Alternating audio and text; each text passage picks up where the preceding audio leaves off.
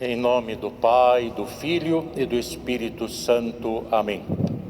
Eminência reverendíssima, irmãos no sacerdócio e irmãos em nosso Senhor Jesus Cristo. Primeiramente, apenas uma observação.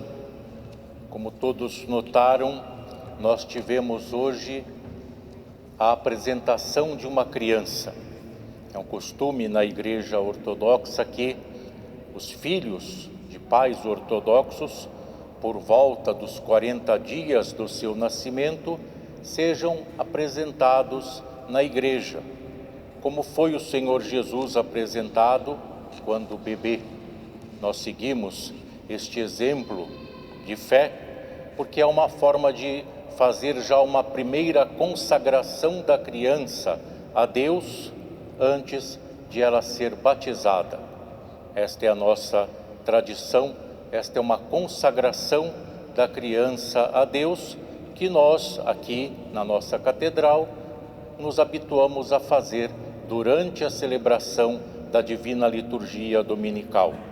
E hoje também temos aqui noivos que receberão, os que não são batizados na Igreja Ortodoxa, o Santo Sacramento do Crisma, para assim terem conosco um vínculo sacramental que permita que nós celebremos o seu matrimônio na nossa igreja. Hoje, como todos veem pelo nosso folheto, nós celebramos a festa da Transfiguração do Senhor. É uma das festas fixas do calendário eclesiástico e ela se situa exatamente 40 dias antes da festa da exaltação da Santa Cruz. 6 de agosto, Transfiguração do Senhor, 14 de setembro, exaltação da Santa Cruz. E por que isso? É o que está explicado exatamente no Condáquium, que foi cantado hoje, Condáquium da Transfiguração. Te transfiguraste sobre o monte, ó Cristo Deus, e teus discípulos, como puderam, contemplaram a tua glória. Por quê? Para quê? A fim de que, ao te verem crucificado, compreendessem que tua paixão era voluntária. Jesus havia acabado de fazer o anúncio da sua paixão, do seu sofrimento, morte e ressurreição para os seus discípulos. E manifestando-se glorioso diante deles, os fortaleceu na fé, para que permanecessem firmes na fé, mesmo quando o vissem crucificado. E a transfiguração, que é uma metamorfose, é na verdade uma teofania, ou seja, uma manifestação de Deus, assim como foi o batismo de Jesus, que nós chamamos exatamente de teofania. Manifestações de Deus, manifestações da divindade de Jesus Cristo. E ambas as teofanias, do batismo e da transfiguração, se encerram com o testemunho do próprio Pai, que nas duas ocasiões fez ouvir a sua voz, dizendo: este é o meu Filho amado, de quem eu me agrado. O texto do Evangelho que nós lemos nos diz que uma nuvem brilhante os envolveu. E se nós olharmos nas Sagradas Escrituras, veremos que esta nuvem é sinal da presença de Deus. Jesus foi visto com o rosto brilhando como o sol e as suas vestes eram brancas como a luz. A luz também é manifestação da divindade.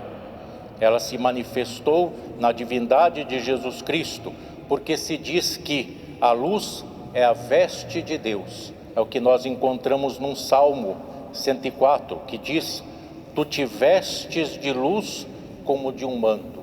Deus se veste de luz, como aconteceu com Jesus. E os discípulos puderam então, à medida que puderam, ver a luz da glória de Deus, que na verdade ali em Jesus estava prefigurando a glória da sua santa ressurreição, que aconteceria, como ele havia predito aos apóstolos, após a sua paixão e após a sua morte. E se nós olharmos bem pensando na transfiguração e na ressurreição do Senhor, os vários aspectos das duas, vamos ver que na transfiguração o rosto de Jesus era como o sol e as vestes como a luz. Jesus se vestiu de luz. E na ressurreição, quando lemos os textos evangélicos, nós vemos que até o anjo que anunciou às mulheres a ressurreição de Jesus, nos diz o texto que ele tinha o aspecto como relâmpago e as vestes brancas como a neve. Os anjos, criados por Deus, puros espíritos, que contemplam a sua glória, também se manifestam desta forma, porque estão próximos da glória de Deus. E foi por isso, nos diz o Santo Evangelho, que os guardas que ali estavam tiveram muito medo e ficaram como mortos. E mesmo Jesus, após a sua ressurreição, Jesus, enquanto homem, tinha um corpo como o nosso, por isso ele sofreu na carne, por isso ele passou pelas vicissitudes, pelas limitações de todo ser humano na carne, com exceção do pecado. E nós vemos então que Maria Madalena, tendo encontrado Jesus ressuscitado, em princípio não o reconheceu. E somente quando ele a chamou pelo nome é que seus olhos se abriram e ela viu que era o Mestre. Também os discípulos que foram a Galileia para um monte encontrar o Senhor como ele havia ordenado, nos diz o texto que alguns duvidaram que ali estivesse Jesus. Também, em parte, pela dúvida quanto à ressurreição, mas também porque certamente o corpo que ali estava de Jesus Cristo era um corpo glorificado, era um corpo ressuscitado. Jesus entrou onde estavam os apóstolos, nos diz o Evangelho de São João, estando as portas fechadas. O seu corpo material, como o corpo de todo o ser humano, após a sua ressurreição gloriosa, não estava mais sujeito às limitações físicas do corpo humano, um corpo próprio para a eternidade. E o apóstolo São Paulo, escrevendo aos Coríntios, na sua primeira carta, nos diz que os corpos dos cristãos ressuscitados também serão glorificados. Serão corpos incorruptíveis. Ele diz: semeia-se o corpo em corrupção, ressuscitará em incorrupção. E mais do que isto, nós participaremos da glória de Deus.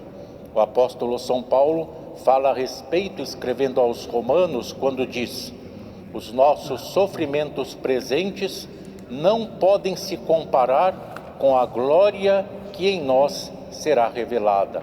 Nós receberemos a glória de Deus, nós seremos deificados, nós participaremos e receberemos da luz do próprio Deus, a luz verdadeira. E junto de Jesus, nós vemos que estavam na sua transfiguração Moisés e Elias. Moisés, se nós nos lembrarmos da sua história nas Santas Escrituras, uma das vezes que desceu do Monte Sinai com as tábuas da lei, tinha o rosto resplandecente, a ponto de os que ali estavam não poderem olhar para o rosto de Moisés, e ele, quando falava ao povo, cobria o rosto com um véu, porque Moisés também recebeu da glória da luz de Deus, já que ele esteve junto com ele no Monte Santo, no Monte Sinai. E por que Moisés e Elias estavam junto de Jesus? Moisés foi aquele a quem Deus confiou a lei, a legislação religiosa. E Elias, o primeiro dos profetas, que foi levado por Deus aos céus em vida. Assim, o texto nos diz que a lei e os profetas, que apontavam para a nova aliança de Deus com o mundo, a se realizar no seu Filho Jesus Cristo, o Salvador, o Messias, realmente se cumpriam, se tornavam plenos e se realizavam na pessoa de Jesus. Jesus em si cumpriu com tudo o que fez, a lei do Antigo Testamento e os profetas que falaram a respeito do Messias, do Cristo que viria, tiveram as suas profecias nele realizadas.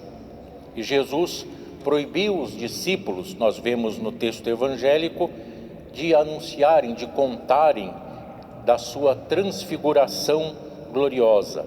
Por quê?